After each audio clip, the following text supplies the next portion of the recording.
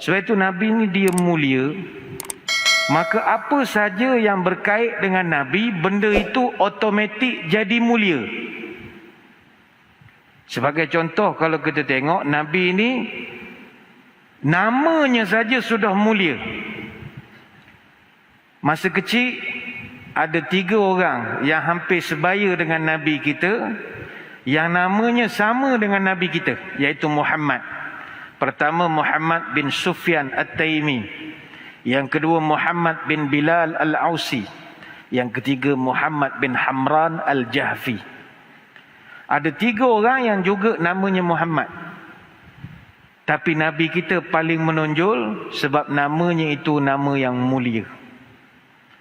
Sebab itu nama Nabi kita Muhammad itu 4 kali Allah sebut dalam Quran nama Muhammad. Surah Ali Imran ayat 144.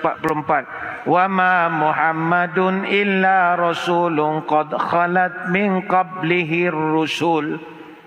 Kemudian Allah Ta'ala sebut di dalam surah Al-Ahzab ayat 40. Ma kana Muhammadun aba ahadim min rijalikum walakin Rasulullah wa khataman nabiyyin wa kana Allahu bikulli syai'in alima.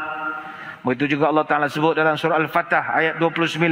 Muhammadur Rasulullah walladzina ma'ahu asyidda'u 'alal kuffar ruhama'u bainahum, sampai habis. Kemudian ada satu surah namanya surah Muhammad, nama Nabi kita. Ayat yang kedua, walladzina amanu wa 'amilus shalihat wa amanu bima nuzila 'ala Muhammadin wa huwal haqqu min rabbihim, nama Muhammad. Dan ada sekali Allah Ta'ala sebut nama Ahmad di dalam surah Saf ayat yang ke-6. Wa mubasyiran bi rasulin yati min ba'di ismuhu Ahmad, nama Ahmad. Itu ada orang keliru. Nabi kita ni ada berapa nama ustaz? Banyak betul, kejap Muhammad, kejap Ahmad dan bagai-bagai. Nama Nabi kita memang banyak. Kata Al-Jazuli dalam kitab Dalailul Khairat, Nabi kita ada 200 nama. Dalam kitab Al-Mustafa fi Asma'il Mustafa, Ibn Dahiyah mengatakan Nabi kita namanya ada 300 nama. Ada nama yang disebutkan secara jelas di dalam Nas. Contohnya Muhammad, Ahmad, Al-Mahi, Al-Ashir, Al-Aqib, Al-Muqaffi, Nabiyyu Rahmah, Nabiyyu Taubah, Al-Mutawakkil, Abu Qasim dan bagai-bagai. Dan ada juga nama yang merupakan deskripsi sifat Nabi.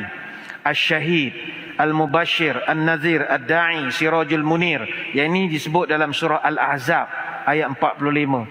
Dan ada yang disebutkan Khatamun Nabiyyin. Ini disebut dalam surah Al-Ahzab ayat 40. Dan Nabi banyak nama. Selain itu ada 3 surah yang memuji dan merahmati Nabi kita secara direct. Surah Al-Fatah, surah Ad-Duha, surah Insyirah. Ada 4 surah yang mengarahkan kita memuliakan Nabi. Surah Al-Ahzab, Al-Hujurat, At-Tahrim, Al-Mujadalah. Sebab itu orang namanya sama dengan nama Nabi pun dapat kemuliaan pada hari akhirat.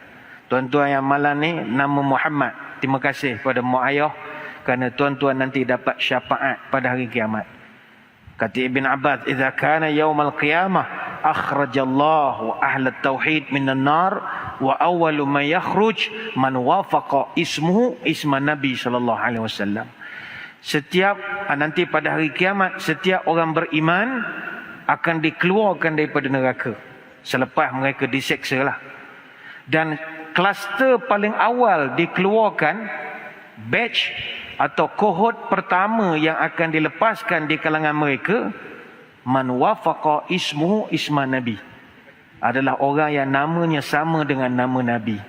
Jadi tuan-tuan yang nama Muhammad, Ahmad, Hamid, Mahmud dan bagai-bagai, tuan-tuan akan dikeluarkan dulu.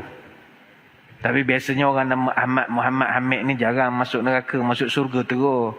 Jarang takkan tuan-tuan masuk neraka. Nama Muhammad teruk pada orang nama Robert pula dah.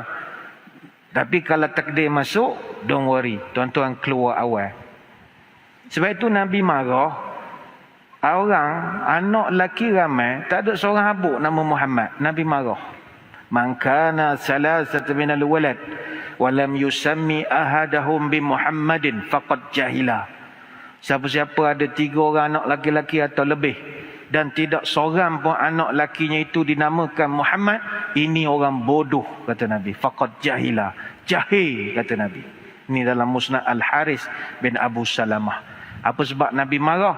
Kerana nama itu boleh memberi manfaat pada anak itu di padang mahsyar. Jadi beruntunglah tuan-tuan yang ada nama Ahmad Muhammad. Apa sebab? Bukan kerana tuan-tuan hebat. Tuan-tuan menumpang nama Nabi. Nabi ni apa juga hak kait dengan dia, benda tu jadi mulia. Cuma puan-puan, ibu-ibu di belakang jangan susah hati pula tepuk kepala. Allah Ustaz, nama saya Azizah Ustaz, tak ada Muhammad. Payahlah begini. Nanti saya masuk neraka lambat keluar. Puan-puan jangan gitu tukar nama pula hari esok. Pergi pendaftaran, tukar nama. Ya kak, nak tukar nama apa? Bayar RM60 angkat sumpah. Saya nak tukar nama Muhammad. Bapa pula dengar ceramah semalam, rugi pula tak ada Muhammad. Jangan begitu. Esok pilihan raya susah. Minta kad pengenalan. Tengok. Macam mana nama Muhammad? Pakai tudung pening pula. SPR tu kan. Maknanya kita yang tak ada nama Muhammad, macam saya, Badli Shah misalnya, tak ada Muhammad. Ada tahu nama tak ada Muhammad, jangan dosa banyak sangat. Kalau karaoke pun jangan lepas 10 lagu, 1 lagu cukup lah. Lepas dia. Nama dah tak ada Muhammad, dah tahu tak ada syafaat, janganlah buat dosa banyak sangat. Untung tuan-tuan ada nama Muhammad. 1. Yang kedua, Nabi ni disebab dia mulia, dia lahir di Mekah, maka Mekah jadi mulia. Special. Artinya kalau Nabi lahir di Rauk, Rauk jadi mulia. Tapi Rauk tidak melahirkan Nabi. Rauk melahirkan Musang King. Jadi dia Musang King menjadi mulia kerana Rauk. Ataupun Rauk menjadi mulia kerana Musang King. Wallahu'alam. Nabi lahir di Mekah, automatik Mekah jadi mulia. Sebab itu ada setengah ulama yang cinta kepada Nabi, dia mengatakan bahawa Mekah ini dia jadi hebat kerana Nabi, bukan kerana Kaabah. Ada sampai begitu. Tara mana mulianya Mekah ni? Luar biasa sekali. Dalam dunia tidak ada kota yang boleh menyamai kemuliaan kota Mekah. In da'ahu ajabahum wa amaluhu mudha'afah wa idza anfaqu ukhlifa lahu wa in istaghfarahu ghafara lahu. Kata ulama Mekah ini, kalau berdoa wajib mustajab. Kalau beramal dilipat gandakan. Kalau bersedekah akan diganti.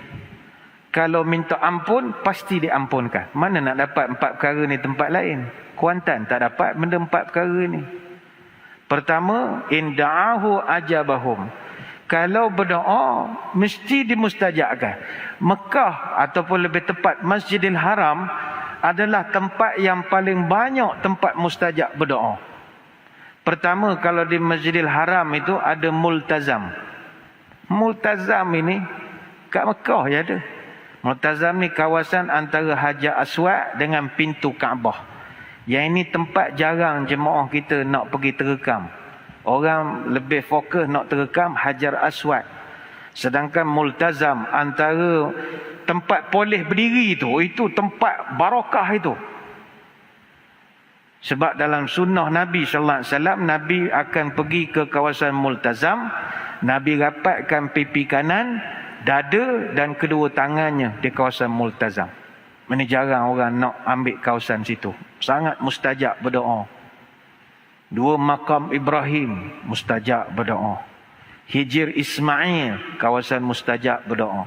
Sehingga siapa yang semayang sunat dalam Hijr Ismail sama pahala macam dia semayang dalam Kaabah.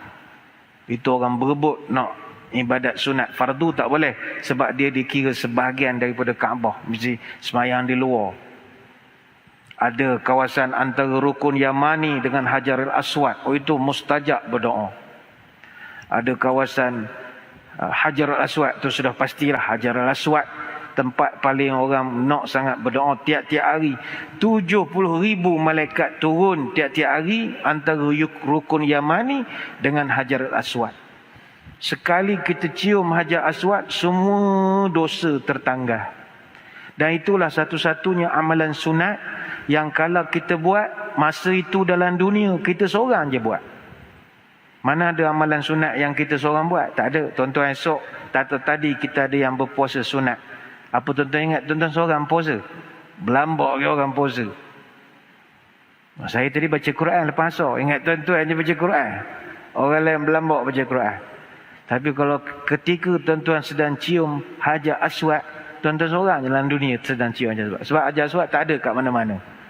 Hajar Aswad maknanya batu hitam. Kuantan pun ada batu hitam. Tapi tak bukannya itu Hajar Aswadnya, itu pantai. Jadi Mekah jadi mulia bukan sebab Mekah itu, kerana Nabi lahir di situ. Dia menumpang kemuliaan Nabi. Wa amalu mudha'afah, amalan kita dilipat gandakan. Semua amal ibadat di Mekah pahalanya 100,000. Semua, bukan semayang saja, termasuk puasa, sedekah dan bagai-bagai. Itu sebab orang Ramadan, orang berebut nak pergi ke Mekah. Sebab nak puasa di sana, tarawih di sana. Semua 100,000. Kita semayang di Masjid Sultan Abu Bakar. Katalah 8 hari betul-betul buat program. Kita semayang 5 waktu sehari. Berapa pahala tuan-tuan dapat? 8 hari darat 5 waktu, darat 27 kali ganda pahala jemaah. 8 hari punya kerja ibadah, tuan-tuan cuma dapat 1080 pahala. Tapi pergi ke Mekah, tak payah Mekah lah, kita cerita Madinah. Madinah 8 hari duduk Madinah, semayang 5 waktu, darat 27 kali ganda jemaah, darat 1000 fadilat Madinah. Tuan-tuan sudah dapat 1,80,000 pahala. Madinah saja. 8 hari dapat 1,000,000 pahala. Tuan-tuan bayang kalau Mekah. Mekah tu fadilat dia 100,000. Duduk pula 30 hari. Masa buat haji 44 hari, 30 hari duduk di Mekah. Campur kapal terbang delay lagi kat 45 hari. Duduk di Mekah. Tuan-tuan kira pahala berapa banyak.